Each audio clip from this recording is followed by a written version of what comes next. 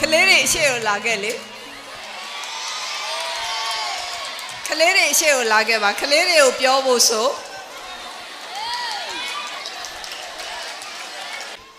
ချစ်တယ်ဆိုလို့ယေရှုတင်ပါတယ်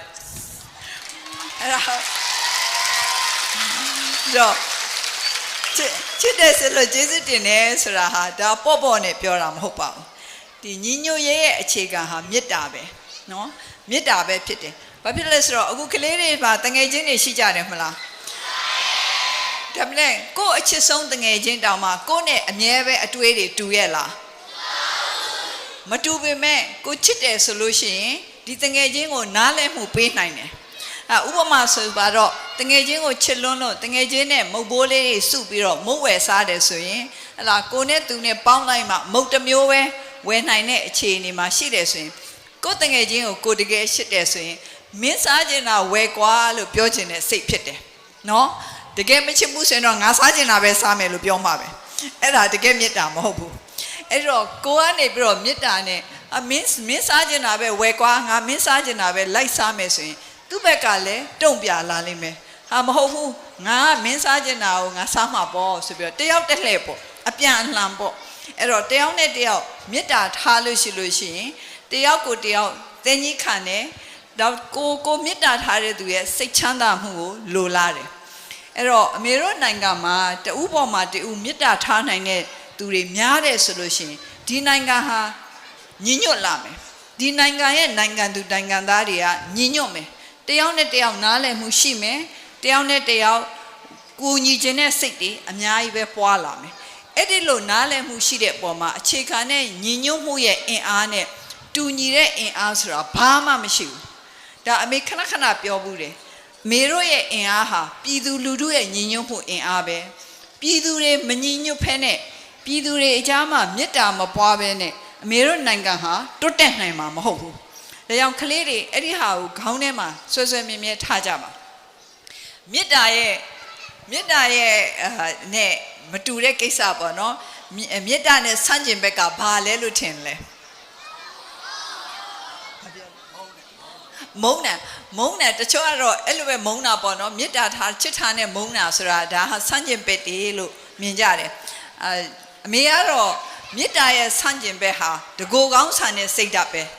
အဲ့ဒီလိုပဲမြင်တယ်ကိုယ့်အတွက်ပဲကိုစဉ်းစားလို့ရှိရင်သူများအတွက်မေတ္တာမကြံတော့ဘူးအဲ့ဒီတော့မေတ္တာထားတဲ့လူများဟာကိုယ့်အတွက်ကိုမစဉ်းစားဘူးတခြားလူအတွက်လည်းစဉ်းစားတယ်ကိုချစ်တဲ့တငယ်ချင်းအတွက်ကိုစဉ်းစားသလိုပေါ့မေတ္တာထားတဲ့ဆိုရင်ဟာငါကတော့ဒီဟာစားခြင်းနဲ့ဒါပေမဲ့ငါတငယ်ချင်းကဟိုဟာစားခြင်းနဲ့ထင်ပါရဲ့ဒါကြောင့်မလို့ဟိုဟာပဲစားကြစို့ဆိုပြီးတော့အဲ့ဒီလိုစဉ်းစားသလိုမေတ္တာထားတဲ့လူတွေဟာကိုယ့်အတွက်ပဲကိုမစဉ်းစားဘူးကိုမေတ္တာထားတဲ့အတိုင်းဝိုင်းပုံကိုယ်တွေအတွက်စဉ်းစားတယ်အဲ့တော့ကလေးတွေအခုတည်းကနေပြီးတော့လူများအတွက်စဉ်းစားတတ်တဲ့အလေ့အကျင့်တွေကိုမွေးမြူကြပါအဲ့ဒီဟာလေအလေ့အကျင့်ပဲနောက်ဆုံးကြတော့အလေ့အကျင့်ဆိုတာအများကြီးစကားပြောတယ်ဥပမာဆိုလို့ရှိရင်မနေ့စောစောထားဟိုမှာတန်းနေတယ်မနေ့ကစောစောထားလို့အေးရင်မဝဘူးထင်တယ်အဲ့တော့မနေ့စောစောထားတဲ့အလေ့အကျင့်ဖြစ်သွားလို့ရှိရင်မနေ့စောစောထားနိုင်တယ်အလိုအဲ့ဒီအချိန်ဆိုရင်နိုးလာရောဒါပေမဲ့အဲ့ဒီအလေ့အကျင့်မလုပ်လို့ရှိရင်တော့တစ်သက်လုံးပဲစောစောမထခြင်းနဲ့သူဖြစ်လာနိုင်တယ်အဲ့တော့အလေ့အကျင့်ဆိုတာသိအရေးကြီးတယ်လူများတွေအတွက်စဉ်းစားတဲ့အလေ့အကျင့်ကိုငယ်ငယ်တည်းကကြက်မယ်ဆိုလို့ရှိရင်ကိုဟာလူကြီးဖြစ်လာတဲ့အခါမှာကိုယ့်အတွက်ပဲစဉ်းစားတဲ့လူမဟုတ်ဘဲနဲ့အများအတွက်စဉ်းစားတဲ့ပုဂ္ဂိုလ်တယောက်ဖြစ်လာလိမ့်မယ်အဲ့ဒါမှနိုင်ငံအတွက်တကယ်တန်ဖိုးရှိတဲ့ပုဂ္ဂိုလ်ဖြစ်လာလိမ့်မယ်အဲ့တော့အမေကကျောင်းဆရာမလည်းမဟုတ်ဘူးเนาะကျောင်းဆရာမမဟုတ်တဲ့အခါကျတော့ကျောင်းစာတွေနဲ့ပတ်သက်လို့သင်ပေးတာတဲ့သားတို့သမီးတို့ပညာမှန်ကန်တဲ့ပညာသင်ယူခြင်းနဲ့စိတ်တွေရှိဖို့ပဲတတ်နိုင်သမျှအားပေးတာဖြစ်တယ်ကိုဟာတန်ဖိုးရှိတဲ့ပုံကိုယ်တစ်ခုတယောက်ဖြစ်လာပြီဆိုလို့ရှိရင်အခုဟလာဖိုးဖိုးအောင်ဆန်းပေါ့နော်သားတို့သမီးတို့ကတော့ဖိုးဖိုးလိုပဲမြင်တာပေါ့ဟိုအမေတို့အတွက်တော့ဖခင်အရွယ်ဖေဖေပေါ့အဲ့တော့ဖိုးဖိုးအောင်ဆန်းရဲ့နဲ့ပတ်သက်လို့အခုအနှစ်100ပြည့်မှာဘာဖြစ်လို့တနိုင်ငံလုံးကနေပြီးတော့အခုထိသတိရနေကြတယ်လဲဆိုတော့သားတို့စဉ်းစားကြည့်ကြသားတို့သမီးတို့အသက်100ပြည့်တဲ့အချိန်မှာအသက်100ပြည့်တဲ့မွေးနေ့မှာဘယ်နှယောက်ကသားတို့သမီးတို့ကိုမေတ္တာနဲ့ကျေးဇူးတင်တဲ့စိတ်နဲ့ သတိရကြမလဲဆိုတာကိုစဉ်းစားကြ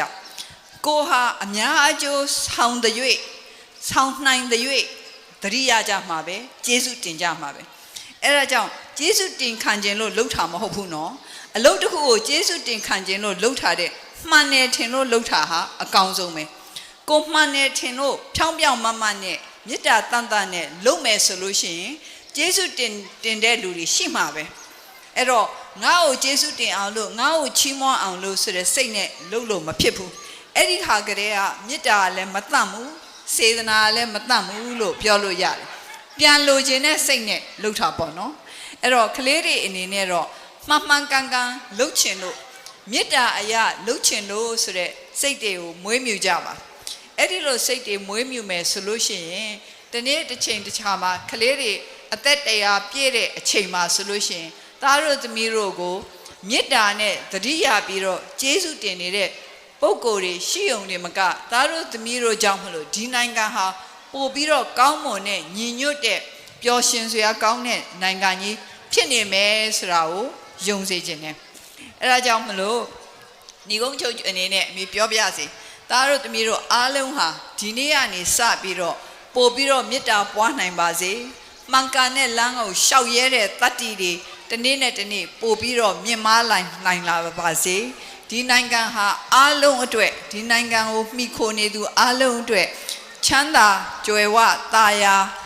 ငြိမ်းချမ်းမှုပေးနိုင်တဲ့နိုင်ငံဖြစ်အောင်လို့လုပ်နိုင်ကြပါစေလို့မေတ္တာပို့လိုက်ပါတယ်ဆုတောင်းပေးလိုက်ပါတယ်ကျေးဇူးတင်ပါတယ်ကျမ်းမာချမ်းသာကြပါစေကောင်းကျိုးဆိုတဲ့ဆန္ဒအဝအနေပြည့်စုံကြပါစေ